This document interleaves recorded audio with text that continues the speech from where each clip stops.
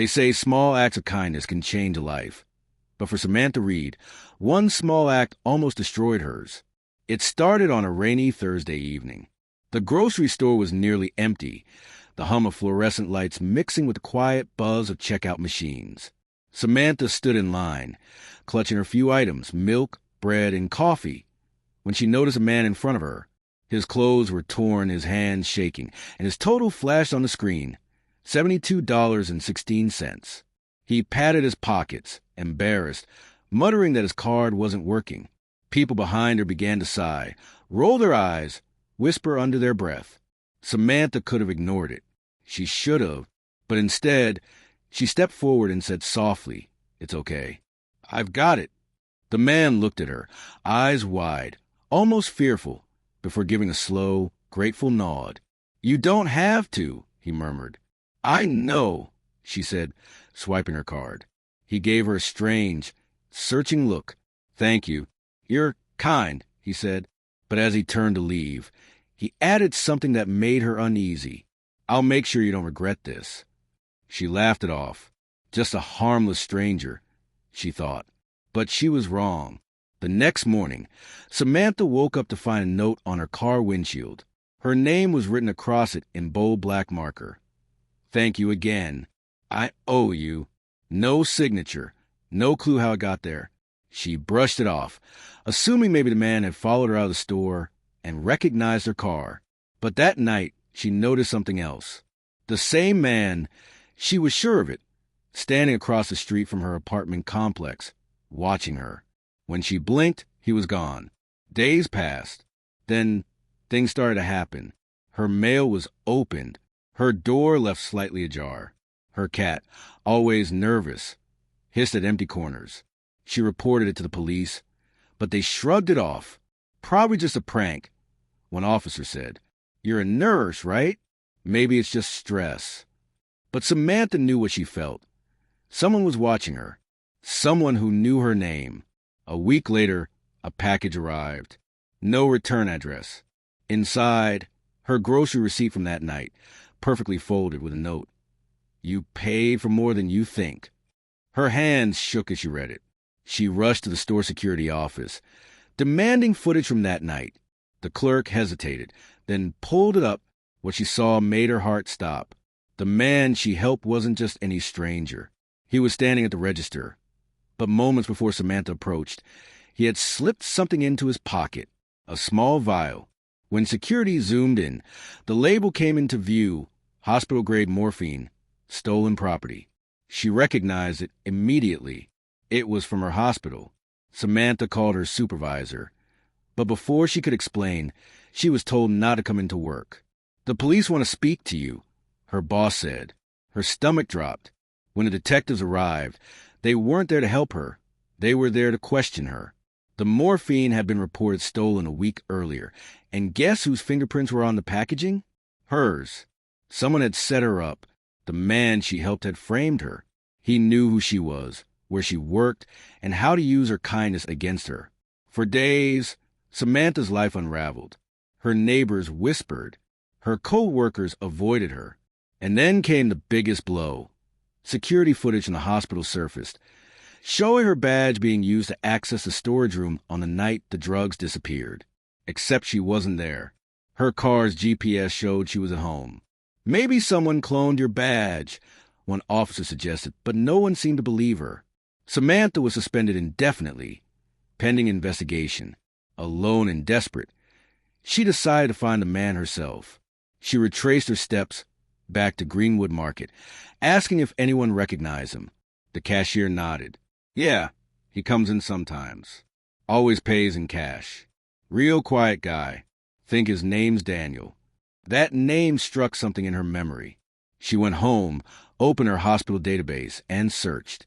There it was, Daniel Rourke, former hospital technician, fired last year for drug theft. He'd vanished before police could arrest him. Now he was back, and she had walked right into his plan. But there was something else.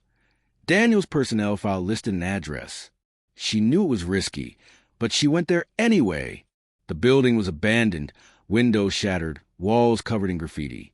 But inside, she found something that made her blood run cold. Hundreds of grocery receipts pinned to the wall, each with names scrawled across it. Everyone belonged to someone who had helped him. Suddenly, a voice came from behind her. "You shouldn't have come here, Samantha." She turned, and there he was, the man from the store, smiling faintly, his eyes dark and hollow. "You were the nicest one," he said softly. "I thought maybe you'd understand. They all took from me. The hospital, the police, everyone. But not you. You gave freely." He stepped closer. "So I gave you something, too." She backed away, heart pounding. "What do you mean?" He tilted his head. "Proof. You'll see soon." The sound of sirens grew louder outside. She hadn't called them, but someone had. Daniel looked almost relieved. "They're coming for me," he said. "But after tonight, they'll come for you too." And then, before she could react, he bolted out the back door. The police stormed the building moments later, but Daniel was gone. In his place, they found a box labeled with her name. Inside, hospital keycards, vials, and documents linking her to the thefts. Except one thing didn't fit. All the items were wiped clean of fingerprints, except for one, Daniel's. The officers looked stunned. "Looks like he was setting you up," one said quietly. But Samantha wasn't listening. Her eyes were fixed on something else at the bottom of the box. A photo. It was her, standing at the grocery store, paying for Daniel's groceries. On the back, a message. "It's not over yet." That night, Samantha couldn't sleep. Every sound made her flinch. Every shadow seemed to move. She thought it was over, but deep down, she knew it wasn't. The next morning, her phone buzzed with a message from an unknown number. It was a video. Daniel's face filled the screen. He smiled. "You wanted the truth, Samantha. You'll find it where it all began." The screen cut to black. And just as she was about to call the police, a knock echoed at her door. 3 slow knocks. She froze. When she looked through the peephole, her breath caught in her throat. The man from the store was standing there again. Only this time, he wasn't alone.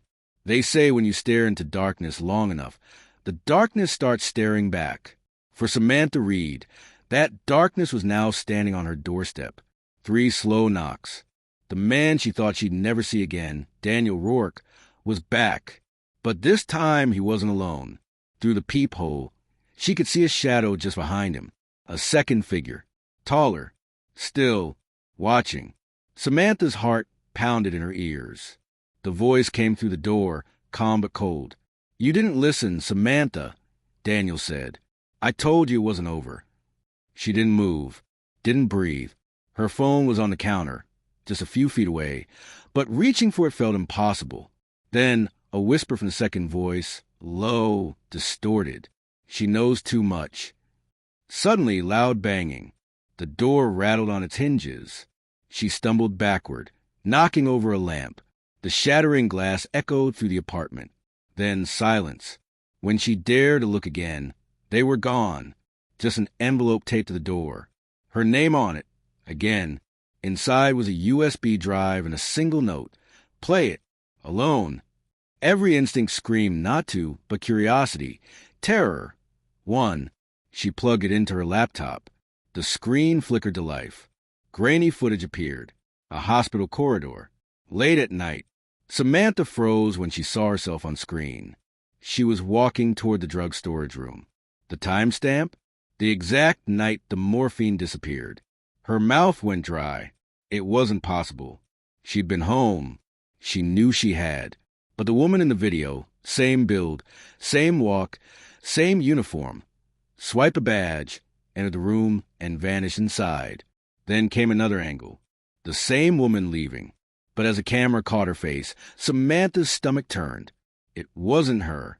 It looked like her, but the eyes, the smirk, the movement, it was Daniel, wearing a wig, makeup, and a stolen uniform. He had cloned her badge, imitated her every move. He'd been inside the hospital, pretending to be her. The realization hit like ice water. He hadn't just chosen her at random that night in the grocery store. He'd been watching her long before, studying her, becoming her. The video cut to black. Then text appeared across the screen. You saved me once. Now it's my turn." Samantha sat frozen, every light in her apartment suddenly feeling too bright, every sound outside too close. What did he mean, save him? She was the one he'd destroyed. She pulled up her phone and dialed Detective Harris, the only officer who hadn't completely dismissed her. But before she could speak, his voice came through, tense. "Samantha, listen to me. You need to get out of your apartment. Now." Her throat tightened. "Why? What's happening?" "There's been another break-in at the hospital," he said. "Someone used your badge again." Samantha's blood ran cold. "But I have my badge right here," she said, looking down. Only it wasn't there. The lanyard was gone.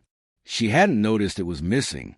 Then came the sound of static on the line, followed by a voice that wasn't the detective's. "You shouldn't have called him, Samantha." Daniel's voice. Calm, amused. "You were supposed to wait." She dropped the phone, heart hammering. The call disconnected. The apartment was silent again. Too silent. Then, her TV flickered on by itself. The same footage from a USB began to play, only this time it wasn't from the hospital. It was live. The feed showed her living room. Her, standing there on the screen. Someone was watching her through a hidden camera. She turned slowly, scanning every corner, every shadow. Then she saw it, a small red light, blinking faintly from the air vent.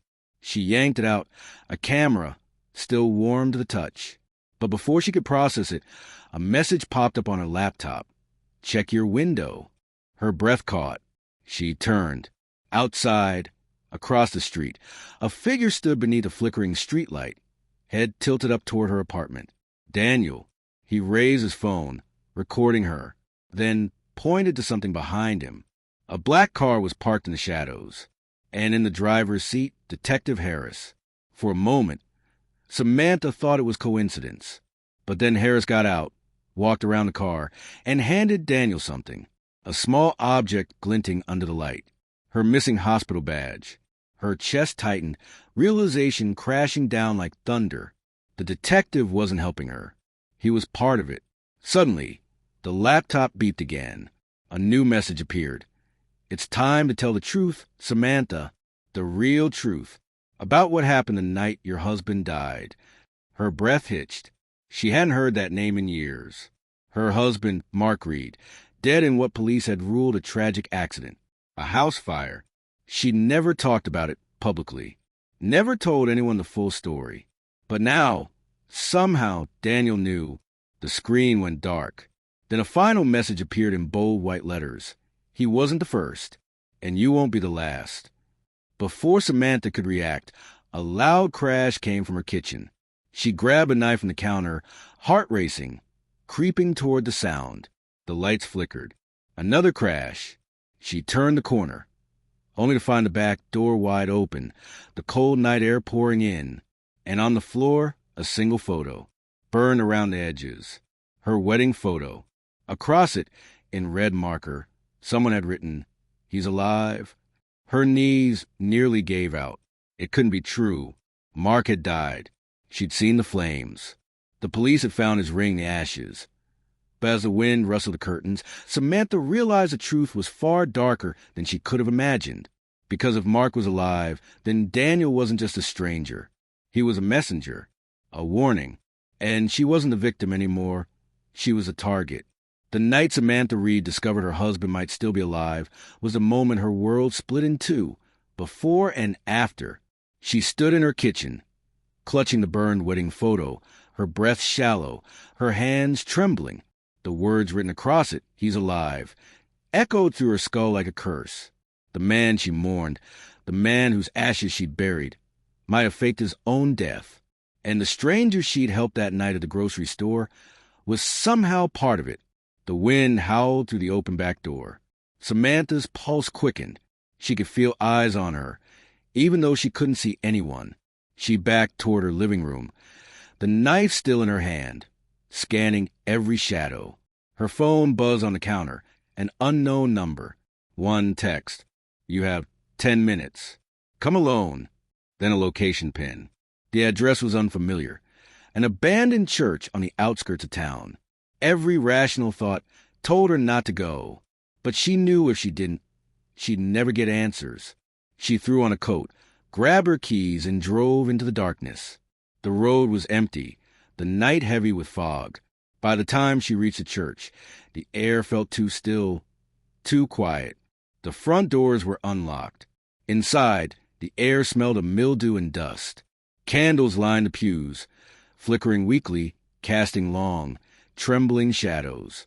And then footsteps. From the altar, a figure emerged. Daniel Rourke, calm, smiling.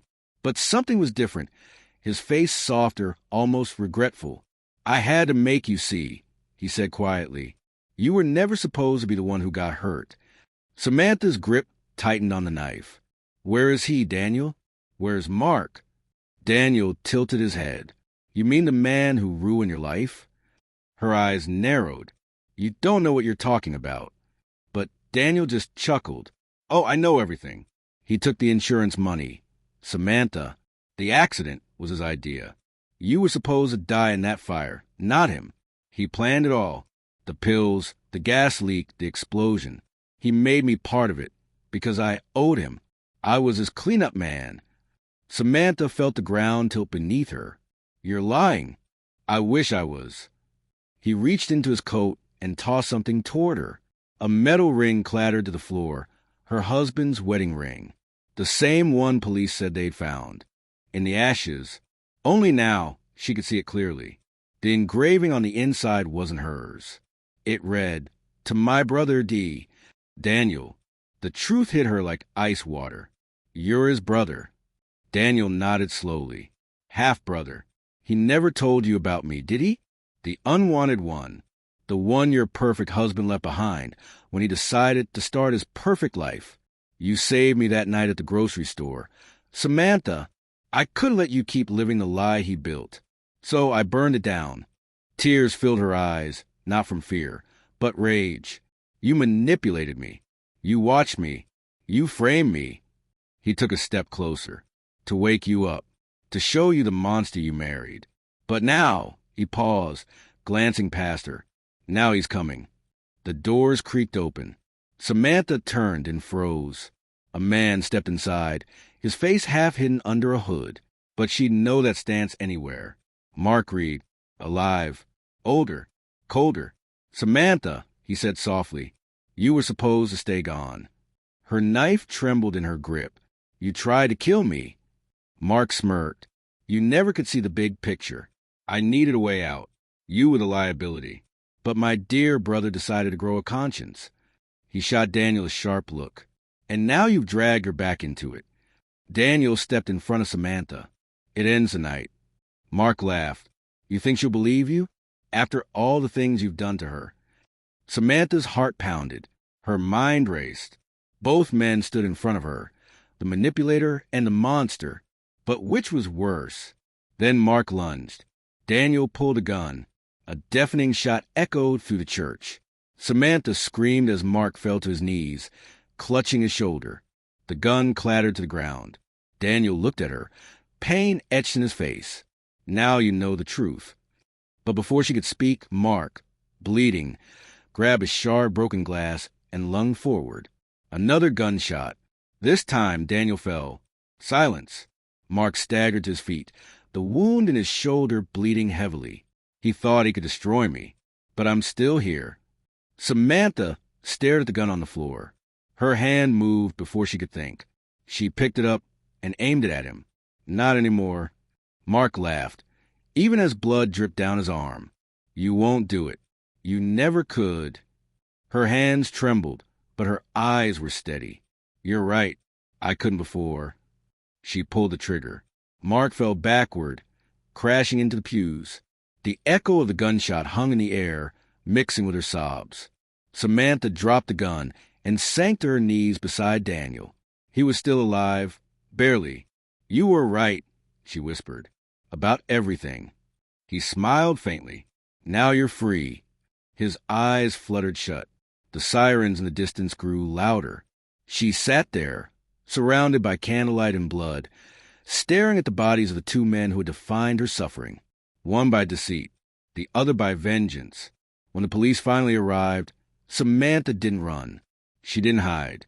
She just looked up and said, "It's over." But as they led her away, one of the officers picked up Daniel's phone from the floor.